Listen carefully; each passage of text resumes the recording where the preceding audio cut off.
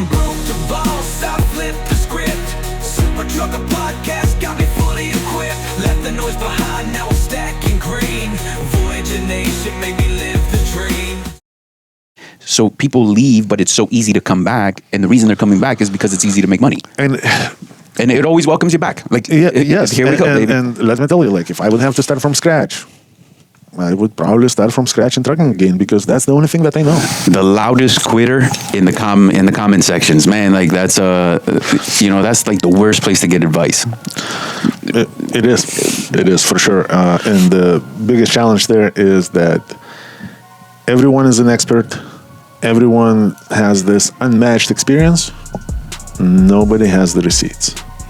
And how many times I've seen, people reacting to our videos and stuff, and we saying, well, show me the money. Kind of like show me the receipts or whatever, right? And we've done it so many times. But it doesn't matter what you do. You're doomed if you do, you're doomed if you don't. Like, you can show the best numbers ever, and there are going to be idiots screaming, this is bullshit, you got that's lucky. not going to work, Yeah, for sure. Or this is fake. And if you just, even for the most part, even if you're hitting way above the average, most reactions to the actual numbers are just going to be demeaning, like, this is bullshit, this is that's not good enough, that's not good enough. People look for like that one shot answer that's going to answer everything, right? Like somebody might call in and they're like, all right, what's the rate per mile? But that is so surface level, because that's not going to tell you anywhere the full story. Like, that's just the beginning.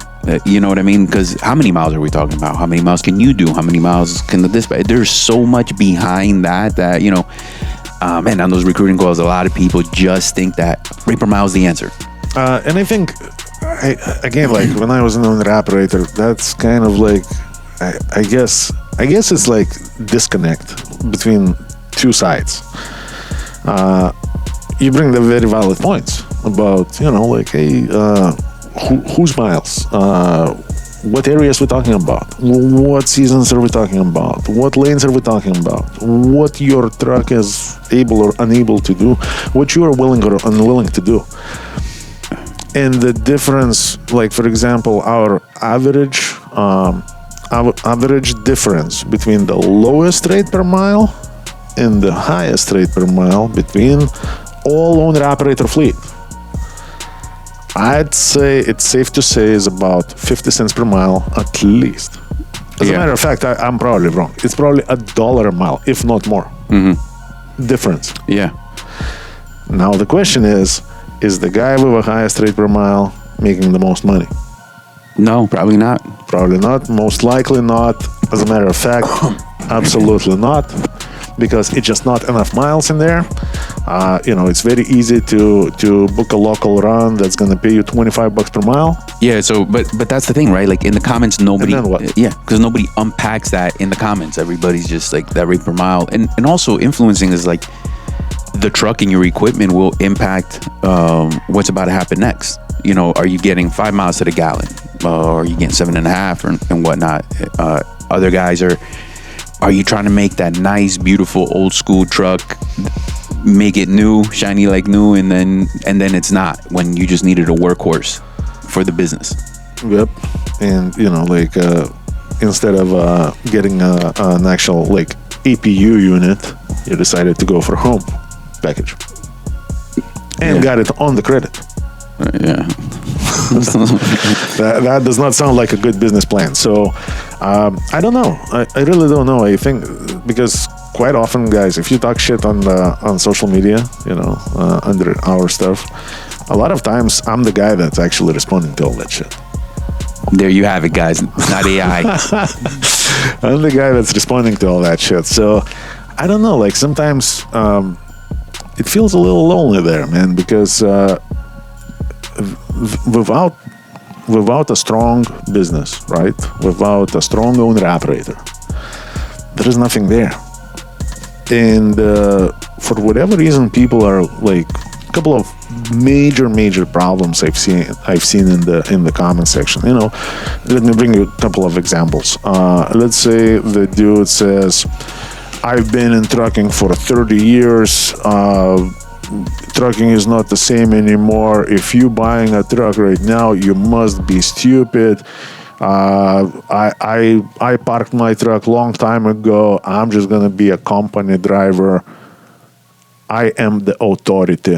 Well, I'm adding this. I am the authority. Basically, based on his comment, he is the authority in owner-operator trucking. But he don't even have a truck. And basically, everything that he says, basically saying, I've tried it, right? Let's translate it to English for some of you that don't speak English. I've tried it. I failed. Be like me. Yeah, and here you go, man. Because okay, so here you go. 30 years, right? I get it, but what the fuck stayed the same for 30 years? Absolutely nothing. Nothing. Everything is changing. It's a moving target. But you're still not out of the game. That's what I'm saying. People find it for a place to vent rather than contributing good information. How about, my man, share some knowledge of those 30 years, right? To some of these young new guys getting in the business, what to look out for. And by the way, check this out. Sometimes, because I know it's bullshit. The only problem is that negative bullshit actually attracts a lot more bullshit. Oh yeah, that's gonna go fucking faster. Anybody for example, I've seen quite a few people in the comment section that I personally know. For example, some of our past owner operators that's been with us 15 years ago. We still follow us, and sometimes we would step up and kind of defend the way I would defend my position a little bit. Right. Yeah. But I know these are the guys. For example, Ruben, man, that guy was a champ, man. He came in, he ran like a champ until it was time for him to go, and he went somewhere. And it is my understanding he probably had a very successful owner-operator business, maybe even more. I don't follow, I don't sneak on people's accounts and, don't look it up. But based on some of the items that he have defended our position, without there is no need for him to defend anything, right? Right. But it only shows that he actually didn't stop at that. He actually kept on growing. He learned the business because he is talking way above average owner-operators lingo. Yeah. And here we go. But when you see the guy like this, he would say something. Nobody wants to hear it, and from my perspective, I'm looking at those comments, right? And so one idiot says, "I've been in business 30 years, have not achieved anything. Be like me." Another guy is actually I'm saying in the video, guys, everything is possible if you're willing. Trucking is an amazing thing. Sometimes it's difficult. Nobody is arguing that, but if you are in trucking, you're in good hands. You are in the business where you can actually build something out of nothing very, very fast. Yeah. And now one of those veterans come in and kind of also responds to that 30-year idiot and politely, I'm just here talking shit, but politely okay, so what is it that you're saying? You don't even have a truck.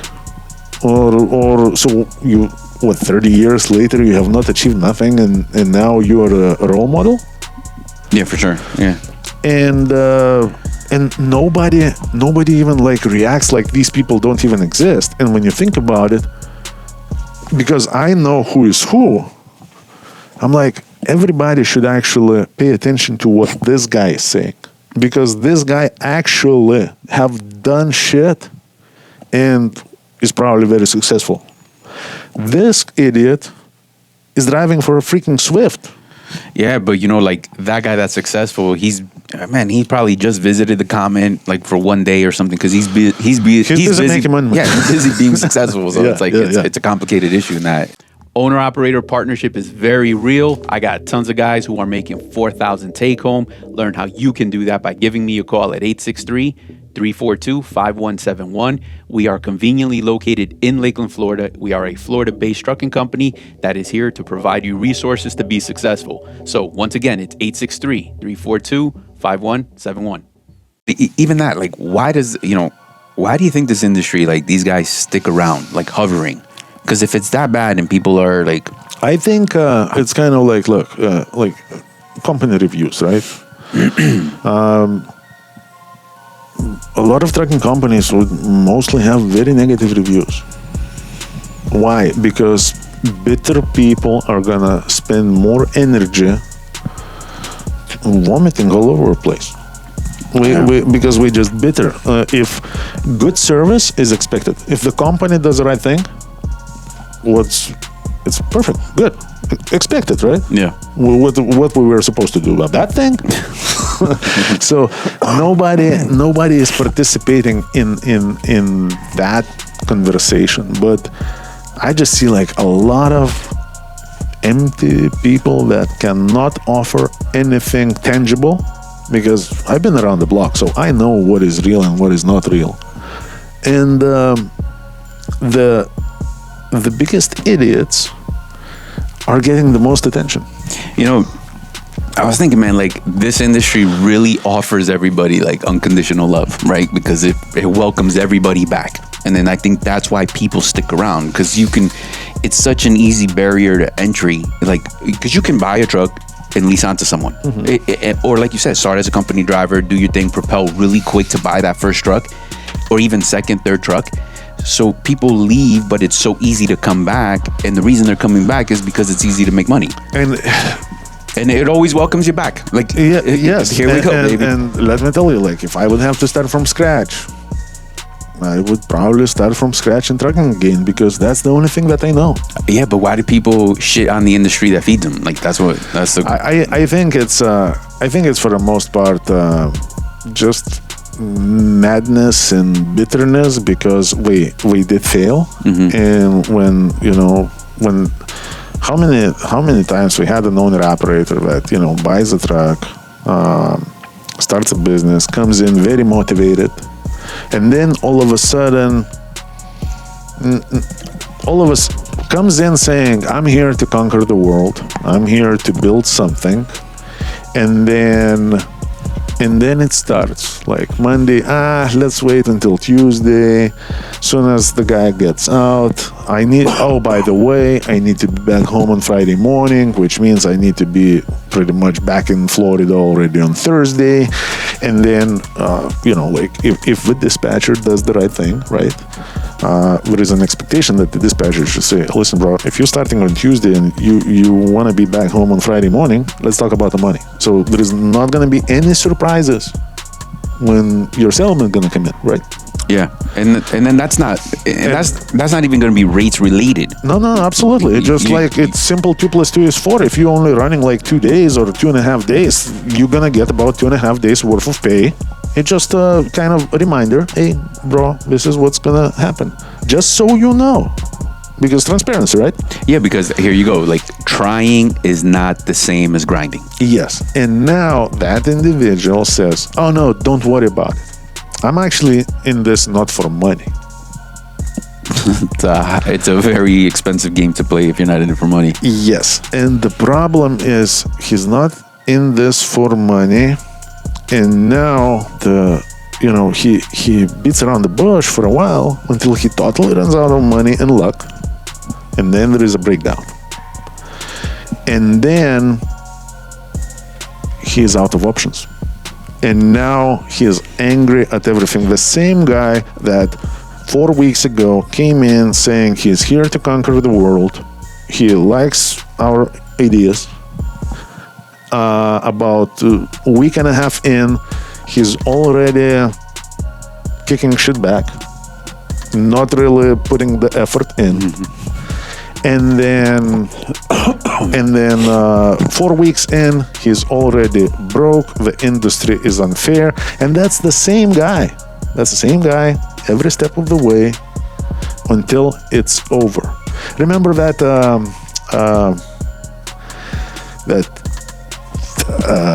rich guy?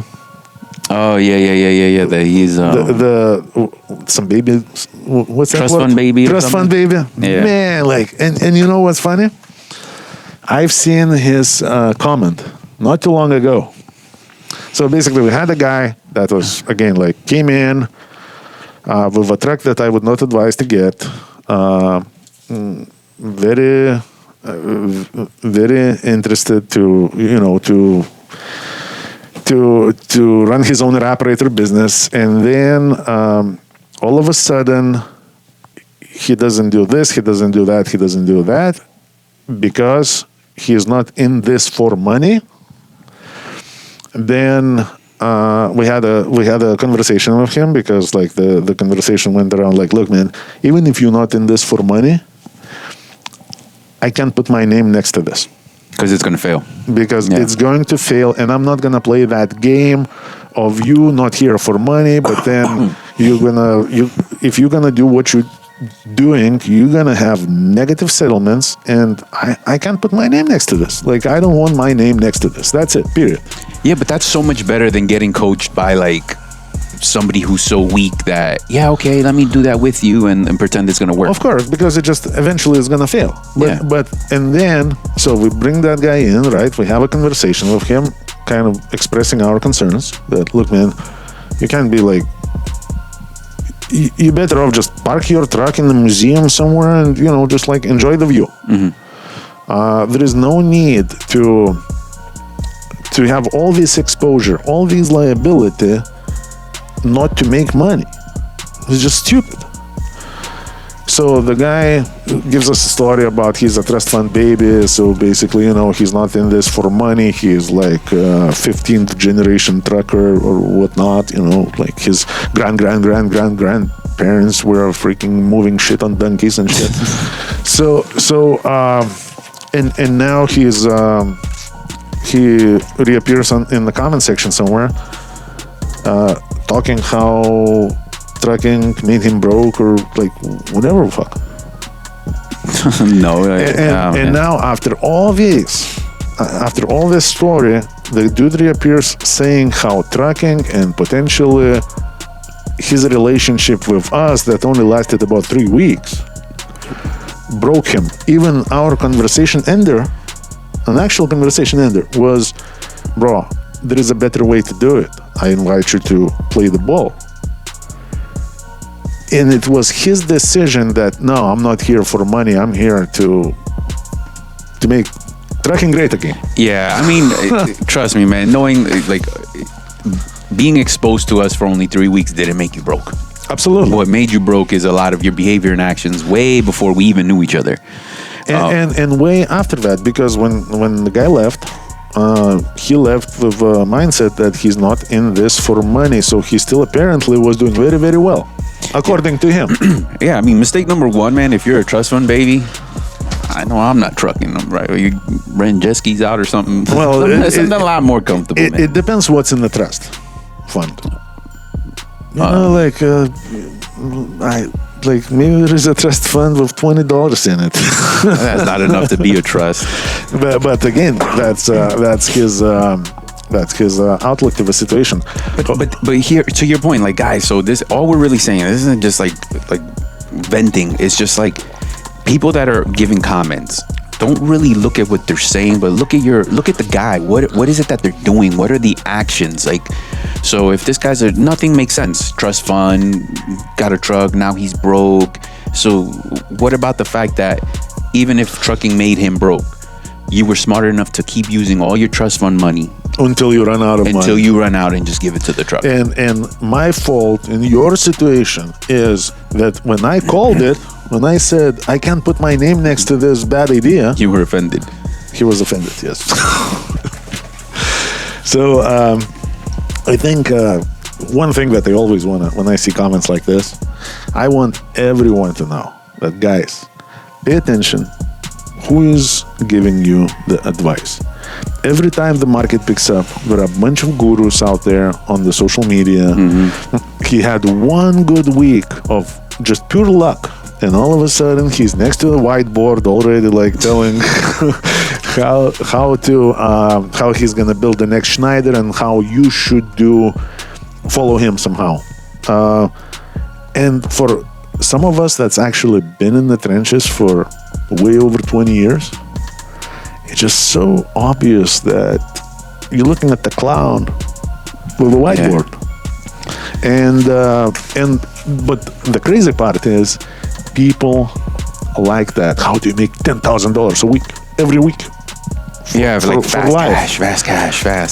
You already know, anybody who's been around, we all know, like, that's fucking bullshit. But that's what gains traction, and that's what's potentially gonna confuse an owner-operator, a startup owner-operator with very good intentions, plenty of effort, but just bad information, bad people, and bad situations. And now all business plan, all investment, all effort goes to shit. Because somebody's best idea was do less. And make the same. Yeah, for sure. So guys, always pay attention. Who is commenting? What are we offering? Anytime you see any comments like, "Oh, I have this shipper that pays me, $5,000 from Lakeland to Atlanta every week." Nah, that does not exist. No, you can make money in trucking, guys. Don't get that twisted. Yes. However, you cannot skip the hard work, the sacrifice, and the grinding part. Absolutely, you got to be able to do that and put the miles in. So just be realistic. Always look at the people like, okay, what does this guy have? What I want, and not what he says he has. No. Click on his profile. Click on his profile. Check him out. See what it is, and then. Make a decision. Does this guy has anything remotely close to what you want to achieve? Yeah. Do you want to be like this guy? Want to be like Mike?